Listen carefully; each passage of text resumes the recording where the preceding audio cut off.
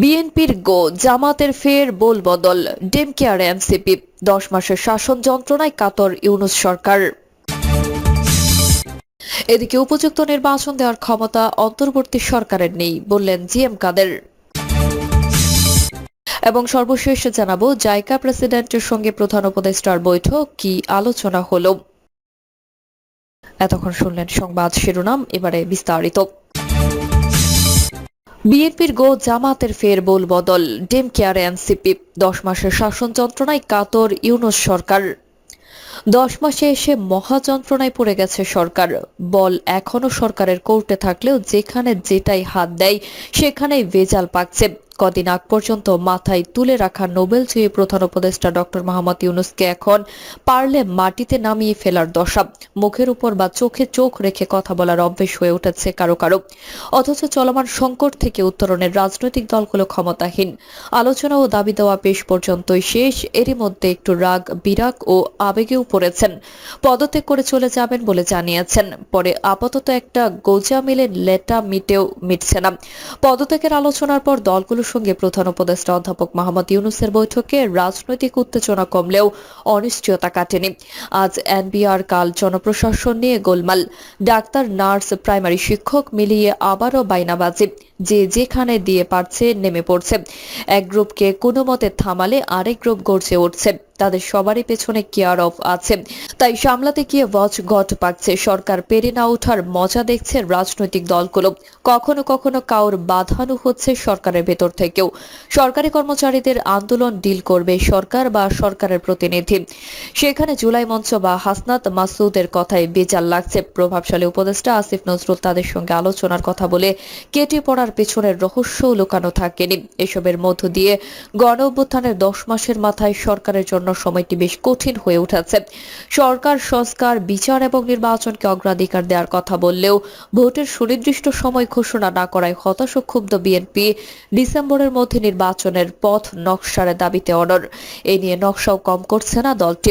জামাতে ইসলামী সংস্কার ও নির্বাচনের রোডম্যাপের দাবিতে অবস্থান বদলেছে। আগের মতিগতিতে নেই গত কয়েকদিন। বিচার, সংস্কার, নির্বাচনের সমন্বিত রোডম্যাপ চাওয়া জাতীয় নাগরিক পার্টি এনসিপির দাবি নামাও দীর্ঘ। এর বিপরীতে বিএনপি, জামাত, এনসিপির সঙ্গে বৈঠক করলেও সবার কথা শুনলেও কোনো দলের দাবি পূরণের বিষয়ে কিছু বলেননি ডক্টর ইউনূস।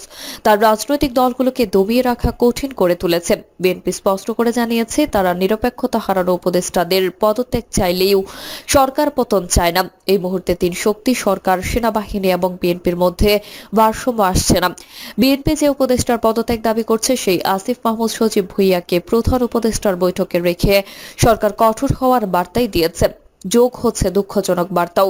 চিকিৎসা না মেলায় ক্ষোভে জুলাই আন্দোলনে আহত, চোখে আঘাতপ্রাপ্ত 4 জন বিষপানে আত্মহত্যা করতে চেয়েছেন। জাতীয় চক্ষু বিজ্ঞান ইনস্টিটিউটে ভর্তি থাকা এই 4 জন হাসপাতালে পরিচালকদের কক্ষেই বিষপান করেন। হাসপাতাল পরিচালক জানিয়েছেন বিব্রতকর পরিস্থিতি সৃষ্টি করতে আহতরা বিষপান করেছেন। দেশের এমন টালমাটাল সময়ে ভারত আবার গা ঝাড়া দিয়েছে। পাকিস্তানের সঙ্গে দামামায় ব্যস্ত থাকার পর ভারতের বিশেষ নজর আবার বাংলাদেশের দিকে।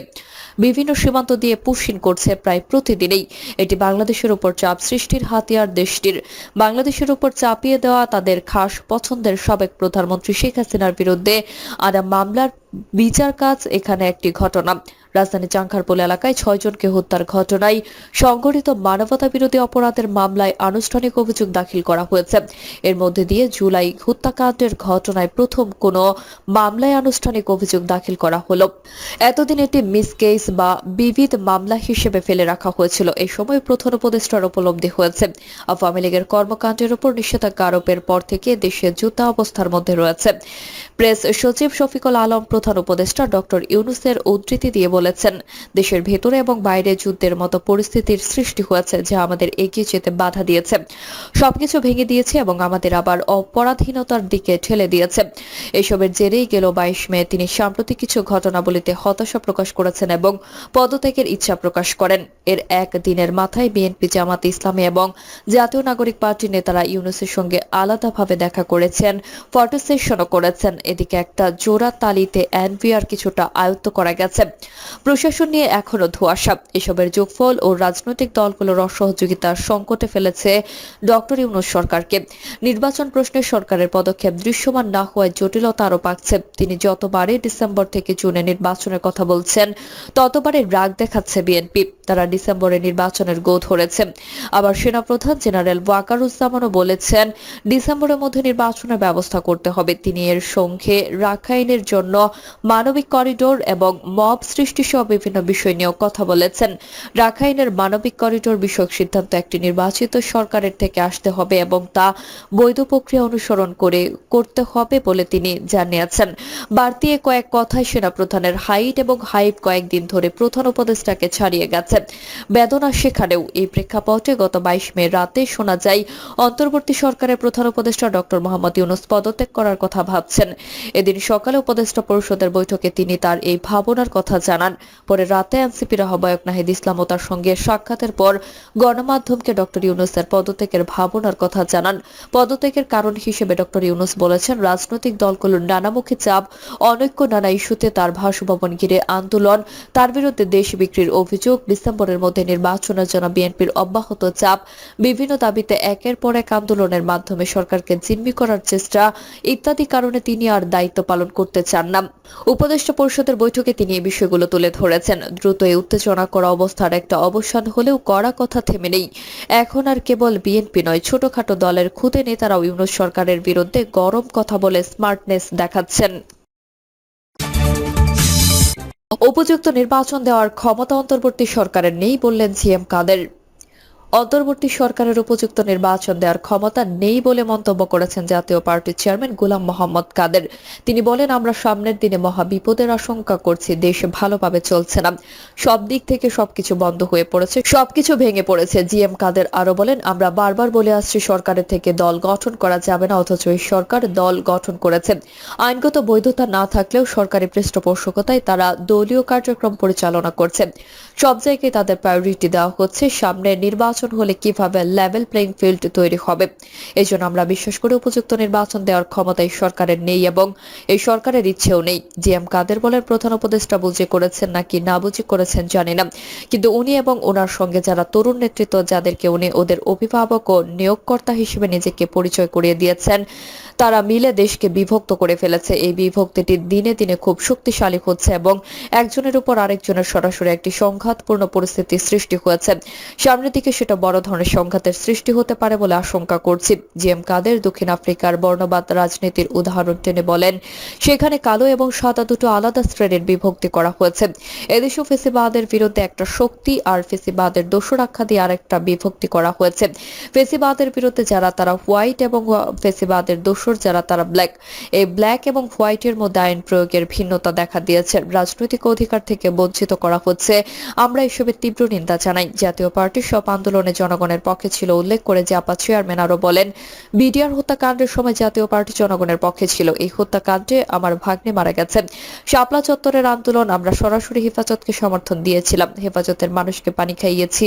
ছাত্র আন্দোলনে আমাদের সর্বাত্মক সহযোগিতা ছিল। বিগত নির্বাচন সম্পর্কে জিএম কাদের বলেন, আমরা কোনো প্রশ্নবিদ্ধ নির্বাচনে যেতে চাইনি। সেই সব নির্বাচনে আমাদের যেতে বাধ্য করা হয়েছে। বর্তমানে আমাদের মিছিল মিটিং করতে দেওয়া হচ্ছে না। বাধার কারণে আমরা কাউন্সিল করতে পারছি না। আমাদের নেতাকর্মীদের বিনা কারণে জেলে নিচ্ছে। বিনা বিচার ও চার্জশিটে নেতাকর্মীদের মাসের পর মাস জেল খাটছে। জাইকা প্রেসিডেন্টের সঙ্গে প্রধান উপদেষ্টার বৈঠক, কি আলোচনা হলো? প্রধান উপদেষ্টা অধ্যাপক ডক্টর মোহাম্মদ ইউনূসের সঙ্গে বৈঠক করেছেন জাপান ইন্টারন্যাশনাল কোঅপারেশন এজেন্সির JICA president doctor Tanaka Akihiko. বৃহস্পতিবার টোকিওর ইম্পেরিয়াল হোটেলে অনুষ্ঠিত ৩০তম নিক্কেই ফোরাম এশিয়ার ভবিষ্যৎ শীর্ষক সম্মেলনের ফাঁকে বৈঠক অনুষ্ঠিত হয়। বৈঠকে প্রধান উপদেষ্টা মহেশখালী মাতারবাড়ি সমন্বিত উন্নয়ন উদ্যোগে এমআইডিআই সমর্থন জোরদার করার জন্য জাইকার প্রতি আহ্বান জানিয়েছেন, যাতে অঞ্চলটি বাংলাদেশের ভবিষ্যৎ অর্থনৈতিক প্রবৃদ্ধির একটি গুরুত্বপূর্ণ চালিকা শক্তিতে পরিণত হয়। অধ্যাপক ইউনূস বলেন, এমআইডিআই অঞ্চল ভবিষ্যৎ বাংলাদেশের প্রতিনিধিত্ব করে। তিনি বলেন, বঙ্গোপসাগরের প্রবেশাধিকারকে কাজে লাগিয়ে আমরা গভীর সমুদ্র বন্দর মহাসড়ক এবং রেলপথ তৈরি করছি, যা এমআইডিআই অঞ্চলকে নেপাল, ভুটান এবং দক্ষিণ এশিয়ার অন্যান্য অংশের সঙ্গে যুক্ত করবে। জাইকা প্রথমে মাতার বাড়িতে একটি গভীর সমুদ্র বন্দর নির্মাণের প্রস্তাব দেয়। অধ্যাপক ইউনূসের নেতৃত্বাধীন অন্তর্বর্তীকালীন সরকার বর্তমানে একটি সমন্বিত মাস্টার প্ল্যান প্রণয়ন করেছে, যার মাধ্যমে পুরো এমআইডিআই অঞ্চলকে একটি বন্দর, লজিস্টিক, মৎস্য, জ্বালানি ও বিদ্যুৎ কেন্দ্রিক হাবে রূপান্তরিত করা হবে।